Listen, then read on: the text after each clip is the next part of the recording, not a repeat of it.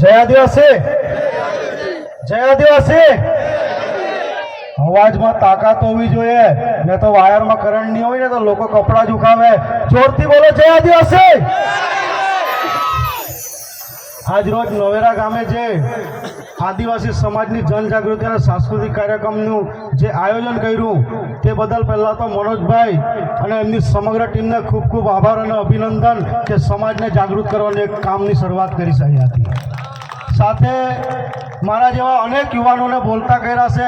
પાર તાપી રિવરની યોજનાની લડાઈમાં એક મંચ આપીને અન્યાય સામે બોલતા કર્યા છે એવા વાંસદા ચીખલીના ધારાસભ્ય અનંતભાઈ પટેલ સાહેબ, સાથે ઉપસ્થિત પ્રભુભાઈ ટોકિયા સાહેબ કે જેઓ હંમેશા સેલવાસમાં સંઘર્ષ કરતા રહે છે, સાથે મંચસ્થ તમામ મહાનુભાવો અને વાંસદા ચીખલીના આપણા નવસારી જિલ્લાના મહારુડી ગામ સભાના અધ્યક્ષ રમેશભાઈએ પણ સંદેશો મૂકેલો છે કે ઘરનું એક અગત્યનું કામ હોવાથી આવી શક્યો નથી, પરંતુ અન્યાય સામેની લડાઈ હશે ત્યાં જરૂર ભેગા થઈશું બધા।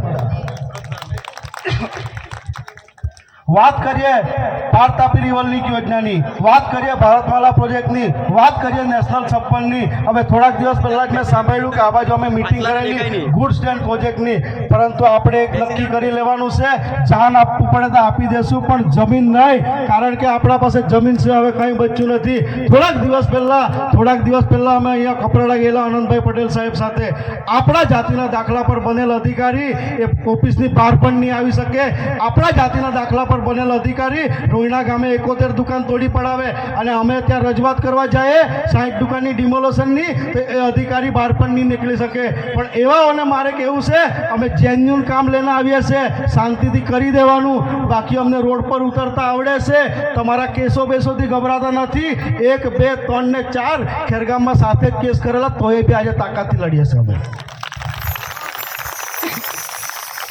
સોનગઢ તાલુકા પંચાયતના પ્રમુખ અને મારા અંગત મિત્ર યુસુફ ગામિતે પણ સંદેશો મુકાયેલો છે કે ભાઈ આપણા લોકોને કહેજે કે અન્યાય સામેની લડાઈ હશે ત્યાં સાથે છીએ, કારણ કે આ અન્યાય સામે લડતા આ નફ્ફટ નાલાયક લોકોએ 15 જેટલા ખોટા ગુના દાખલ કરી દીધા છે, પરંતુ સંદેશો મુકાયેલો 15 નહીં 16મો દાખલ કરે તો એ કંઈ નહીં, અન્યાય હશે તો યાદ કરજો, તાકાતથી લડીશું બધા સામે।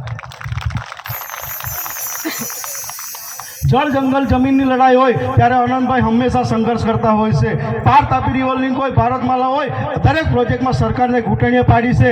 આવનાર સમયમાં પણ અનંતભાઈ અને એની સમગ્ર ટીમ અન્યાય સામે લડશે, પરંતુ તમારો બધાનો બી અમને સાથ જોઈશે, કારણ કે અનંતભાઈ એકલા કંઈ નથી કરી શકવાના, પ્રભુભાઈ એકલા કંઈ નથી કરી શકવાના, પણ બધા એકજૂથ થઈને લડીશું ને તો કોઈને પણ ઘૂંટણીએ પાડી